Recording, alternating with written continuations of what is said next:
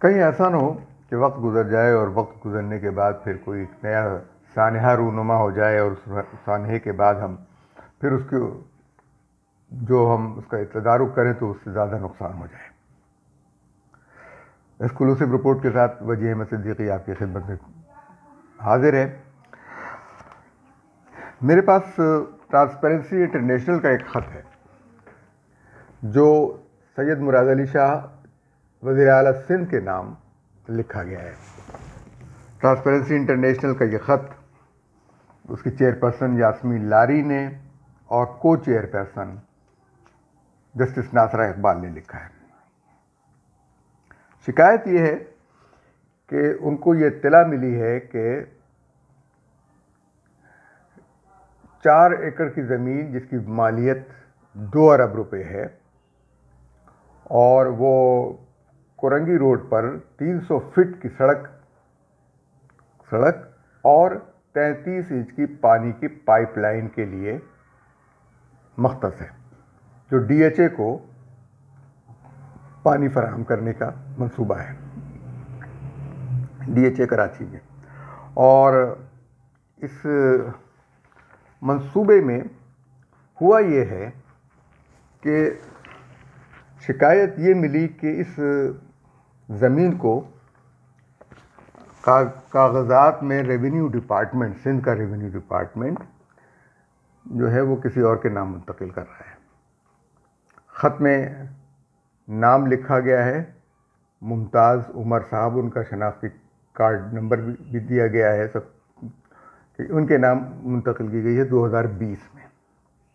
منصوبہ 1988 سے چل رہا ہے اور یہ تاکہ اب جب یہ منصوبے پر کام ہو تو وہ زمین بیچی جائے اور اس زمین کے دام لگیں 2 ارب روپے، اور 2 ارب روپے جو ہیں وہ ممتاز عمر صاحب جو ہے وہ لے کر چلیں، آگے بڑھیں۔ یہ پانی جو ہے وہ پانی کی پائپ لائن جو ہے ڈی ایچ اے خیابان جامی کو جائے گی۔ اس لیے ان تمام لوگوں کو آگاہ کر دیا ہے ٹرانسپیرنسی انٹرنیشنل نے، اور اس کے ساتھ ساتھ انہوں نے تمام کاغذات بھی لگا رکھے ہیں۔ ان کاغذات کو ہم دکھا سکتے ہیں کہ بھئی ٹرانسپیرنسی انٹرنیشنل کا یہ خط ہے، اس کے اندر تمام ان کی شکایات ہیں اور ضروری دستاویزات اس میں لگائی گئی ہیں۔ یہ وہ خط ہے جو کنٹونمنٹ بورڈ کورنگی کریک نے لکھا ہے اور اس کی شکایت کی ہے کہ یہ اس روڈ پر ناجائز قبضہ ہو رہا ہے، اور پھر اینٹی انکروچمنٹ کو بھی بھیجا گیا خط۔ لیکن سندھ کے ریونیو ڈپارٹمنٹ نے یہ ممتاز عمر کو خط لکھا، یعنی یہ تاریخ جو ہے وہ 2020 کو لکھی گئی، اور یہ ان کے نام جو ہے وہ 4 ایکڑ زمین الاٹ کی گئی جس کے اوپر سڑک بننی ہے، جس کے نیچے سے پانی کی 33 انچ کی پائپ لائن جانی ہے۔ واضح ہے کہ ڈی ایچ اے میں پانی ٹینکر سے سپلائی ہوتا ہے۔ یہ تو ایک صورتحال ایسی ہے کہ اگر وقت پر اس کا تدارک نہ کیا گیا تو پھر کوئی 10 20 15 سال بعد کوئی عدالت اٹھے گی اور اس کو فیصلہ کرے گی کہ یہ چیز غلط ہے، پھر بہت سارا ان لوگوں کا نقصان ہوگا جو اس کے قصوروار نہیں ہوں گے۔ اس معاملے میں کراچی کے حوالے سے مجھے بہت افسوس کے ساتھ کہنا پڑتا ہے کہ اسلام آباد میں میٹرو بس چلتی ہے، پبلک ٹرانسپورٹ ہے، ویگنیں چلتی ہیں، پبلک ٹرانسپورٹ ہے۔ لاہور میں میٹرو بسز چلتی ہیں، لاہور میں اورنج ٹرین چلتی ہے، یعنی پبلک ٹرانسپورٹ. ملتان میں میٹرو بس چلتی ہے, پشاور میں میٹرو بس چلتی ہے,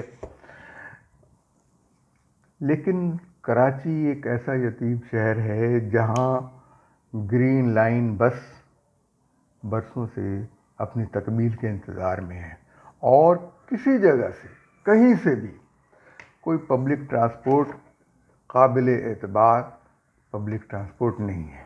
سڑکوں کی حالت ایسی ہے کہ گڈھے ہیں جگہ جگہ, بڑی بڑی سڑکوں کی.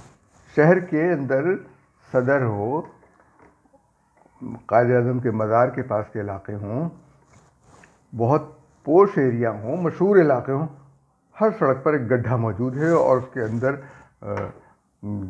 گرنے کے پورے مواقع موجود ہیں, گاڑیوں کے, موٹر سائیکلوں کے, تمام. اس کا ذمہ دار کون ہے؟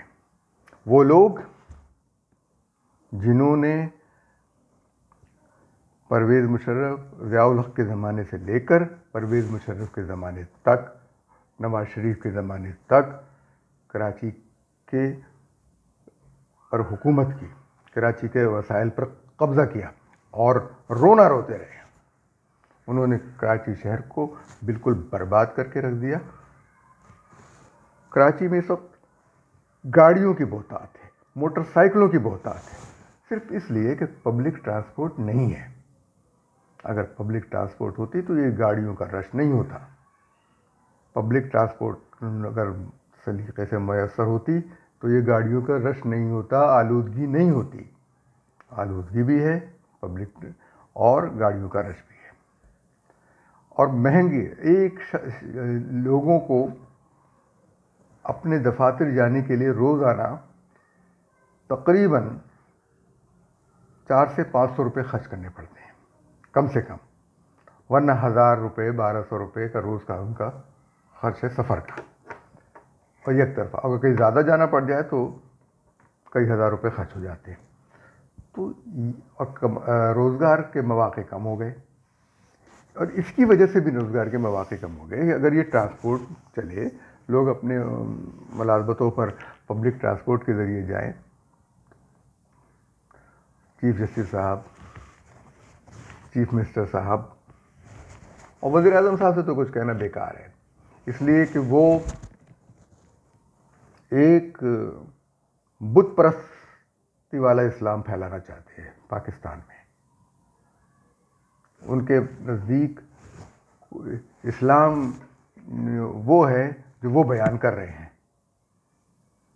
معذرت کے ساتھ, اگر وہ اسلام پر عمل کرنا چاہتے ہیں, اسلامی ریاست بنانا چاہتے ہیں, تو شاعر اسلامی کی بھی پابندی کریں. جمعے کی چھٹی کر دیں, کیوں نہیں کرتے جمعے کی چھٹی؟ اسلامی ریاست ہے نا, کیوں نہیں جمعے کی چھٹی کرتے؟ جمعے کی چھٹی ضروری ہے, اور سود کا خاتمہ ضروری ہے, اور بنی گالہ کے 300 کنال کے محل سے 300 گز کے گھر میں آ جائیں,